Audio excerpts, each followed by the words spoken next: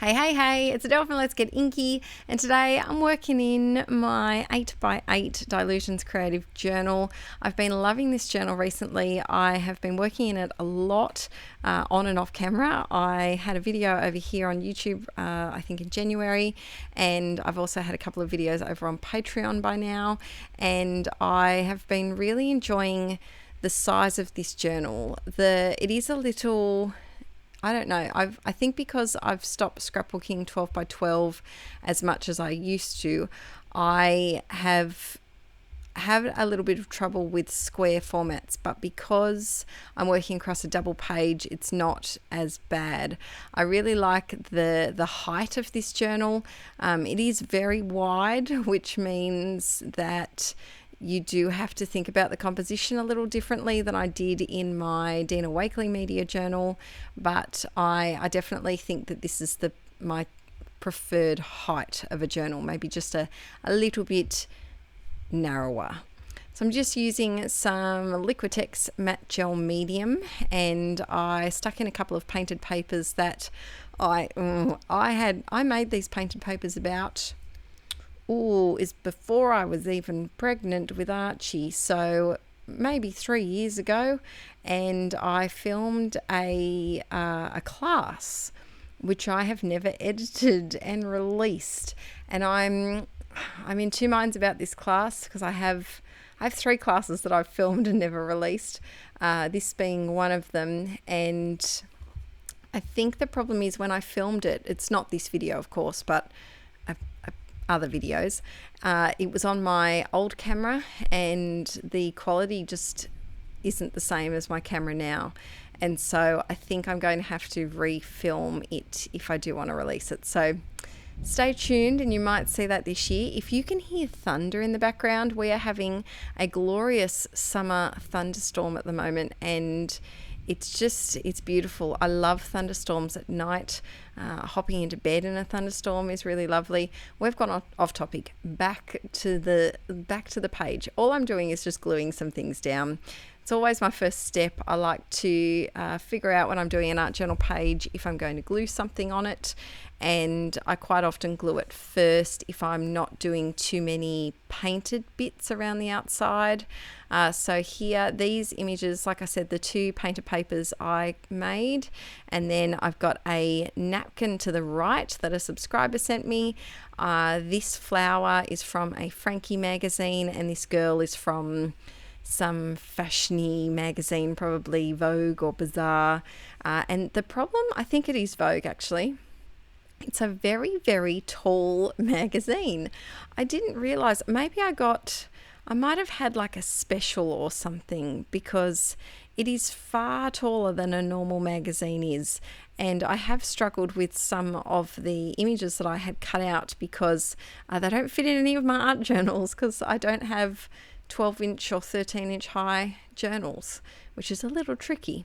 So a lot of them just get a bit of a snip and just are used from the waist up. So then I have been loving this format where I do some sort of quote in the center of the double page, and I have another video, I think it actually is a Patreon one, and I did a similar thing where I did a quote down the center of the page on paint, and I really, really love the way that one looks. And it's just something just new, just trying out a new composition, giving it a go. I think it really draws the eye to the quote. And speaking of quotes, if you are on Instagram and love a good handwritten quotey image, I highly recommend following Morgan Harper Nichols. Her name's just down the bottom of the quote there. She is an amazing artist who hand letters a lot and types a lot of quotes, and she's just a beautiful writer, and the way that she expresses different topics is really lovely. And I've been using a lot of her quotes lately in my art journaling, because a lot of them are about focusing on the positive and letting go of worry and stress. And last year was a bit of a stressful year. And so it's been nice to read those quotes and use them not only just to look at and remind myself, but also use them in my art. So definitely check her out if you're looking for some more things to include in your art journaling. So then I decided my girl needed a bit of extra focus, and so I just went around half of her with a black and a white paint pen. And I really like the way that the black, I always like to use the black closest to the image.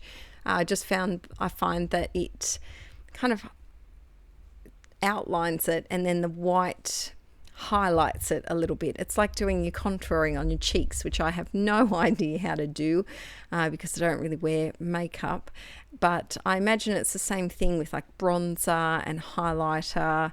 The bronzer like defines cheekbones or something, on jawlines, wherever you may put it, and then the highlighter kind of zhuzhes it up a little bit.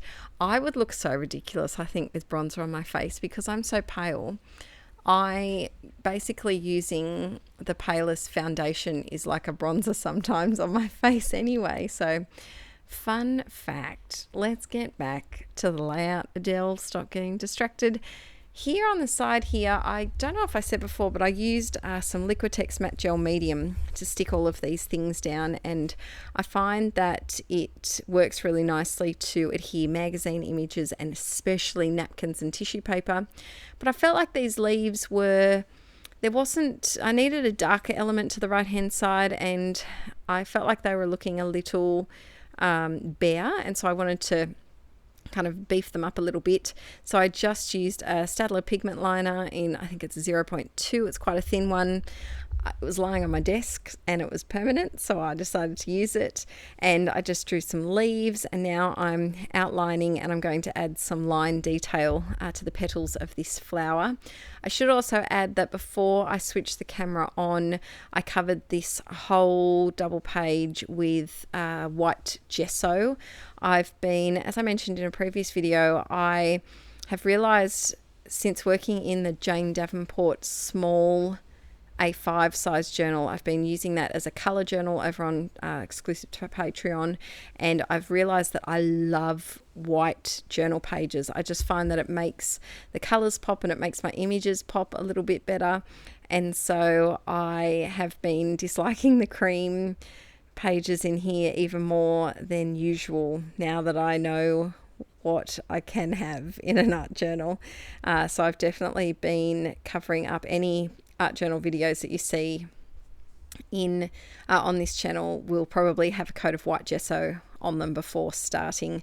Sometimes if I know that I'm going to do something super watery like watercolor, hence the name watercolor, or not necessarily acrylic paint, but something that's going to be wet, if I'm going to use like the mermaid markers, or even if I'm going to do a lot of splattering, I like to use some just good old masking tape and put a little bit of glue stick on the back of a strip of masking tape and put it over the seam of the pages where they join, because sometimes the liquid I find with these journals leaks onto other pages, and I really don't want to but I don't want to embellish another page with watercolor where it's not supposed to go. Like, I'd be really upset if, especially because the pen I used is not waterproof, I'd be especially upset on this page if, say, bright blue paint seeped through and right in the middle of the quote everything became blurry and smushed and ruined. So keep that in mind. If you are working in an art journal, you might want to also grab yourself a roll of masking tape next time you're at the shops, because it does come in handy. So thanks so much for watching today, guys. I will keep you updated on whether I do redo this class. If I do, it will be coming out this year, hopefully.